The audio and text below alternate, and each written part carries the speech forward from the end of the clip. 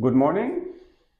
I am here today with a patient from Canada who flew in this week for a catheter ablation of atrial fibrillation.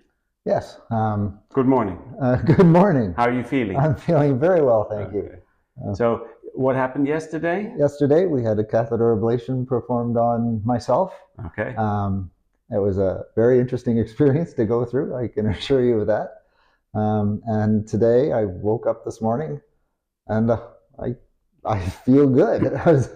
Perfect. People had told me to have various expectations, but for me, in my case, I woke up the next day and I'm told that your ECG is normal, you're in sinus rhythm? That for the first time for myself in over a year, I have a normal heartbeat. Perfect. So this brings me to the point. How long were you suffering of AFib and what did you do about it? I know in hindsight that my AFib started in my late 30s. I had that ball of worms in my chest for about an hour and it ended and it didn't hurt, so I dismissed it. And occasionally over the next years, it would arise and I still put it off. Ultimately, I did have enough intelligence to go and see a cardiologist who diagnosed it for me as paroxysmal atrial paroxysmal AFib. Paroxysmal AFib. Sorry, where do you live? I live in southern Ontario in Canada. In Canada, and we're in Switzerland. Yes, we are. Okay, so you finally went to see a cardiologist? And got a diagnosis of atrial fibrillation.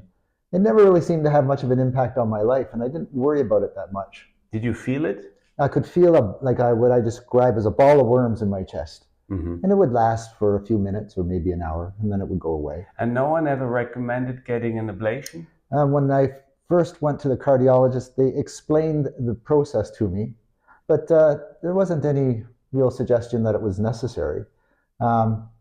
In Europe, we tend to recommend an ablation within the first 12 months of the diagnosis of atrial fibrillation.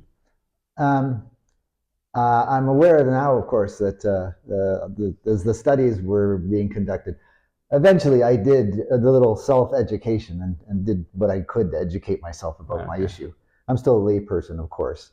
But I did learn that, no, it's actually a better idea to get the procedure done rather than letting it take its course, because in my case, it took the course of becoming persistent. So persistent means atrial fibrillation is permanent and something needs to be done to change it, either drugs like amiodarone, flecainide, or cardioversion. And in your case, you were in persistent AF for how long? Ultimately, for a little over a year. Okay. I was on flecainide, but it actually made no effect on me at all. There was no change at all. The flecainide is used in paroxysmal AF as a pill in the pocket to convert the AFib back into sinus rhythm. In your case, it wasn't being effective anymore. So finally, you decided to take matters in your own hand. And how did you then proceed? My cardiologist ultimately referred me to a hospital to have the ablation procedure done. That would have been in July of last year, 2024. By that time, I had already been in persistent AFib for about 6 months. And the referral was to have me have the ablation procedure in January of this year. The month just passed. Which would have been perfect. Which would have been good, but as it turned out, that's not when the procedure was going to be taking place. As I approached that date, I learned that, in fact, it looked like I wouldn't have the procedure until maybe September or October of 2025. Yeah. And I did try to educate myself, and I did learn that having the procedure done sooner is always better. I started investigating, taking things into my own hands in terms of where can I go to get this procedure done? And that's how you found us. And that's how I ultimately came across Swiss Ablation. I was very lucky. My wife has a long-term girlfriend who is Swiss and lives in Switzerland.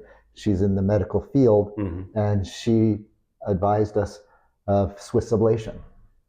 And from there, things happened rather quickly, quite frankly. So what made you trust us? What made you fly over the ocean to come in for a procedure and trust your health in our hands? Well, most of that would go to two things. I originally contacted you by email, and we exchanged some emails. I forwarded you some of my medical records, and then we had a Zoom call. And quite frankly, from the point of the time of that Zoom call, I was pretty sure this is where I was going to come. In our discussions, I had questions that I wanted to ask, and I found that you quite willingly gave very fulsome answers to the questions that I had. But even more important, I'm a layperson. I don't know all the questions I should be asking. And when it seemed appropriate, you essentially started answering those questions that I didn't ask. And this was, that had a real significant impact on me. And we've had a couple of patients from Canada whom I say hello to, our followers in Canada, and you also had a telephone conversation with one of our patients. One of your patients from a couple of years ago, and he was an enthusiastic in my discussions with him about his experience here at Swiss Ablation. Okay. And he had nothing but positive things to say about his experience. And then when I put to him, if it ever occurs that you're going to need this procedure again, would you go back to Swiss Ablation? And he was hands down yes. Okay, that's a nice vote of confidence. So tell us practically, was it difficult to fly over here, to find a hotel, to find the clinic, or how did that?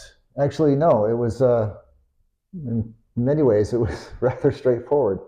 Toronto has direct flights from Toronto Pearson to Zurich's airport here. There's great assistance from one of your office staff in terms of providing me with information that I would need to get myself to the clinic. It was actually rather simple and straightforward to get here. In many ways, it would have been more complicated to have pursued a clinic perhaps in the United States, where I'd be driving down and not knowing where I was going. And you might not even be able to enter America anymore. And then, of course, at this time, there's some issues there. Okay.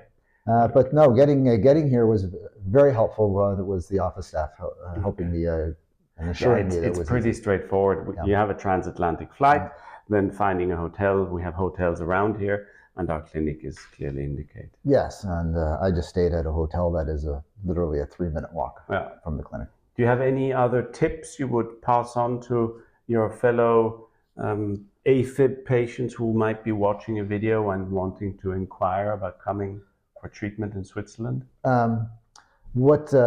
With regards to Swiss Ablation itself, it became readily apparent to me very quickly once I arrived, the professionalism that is here.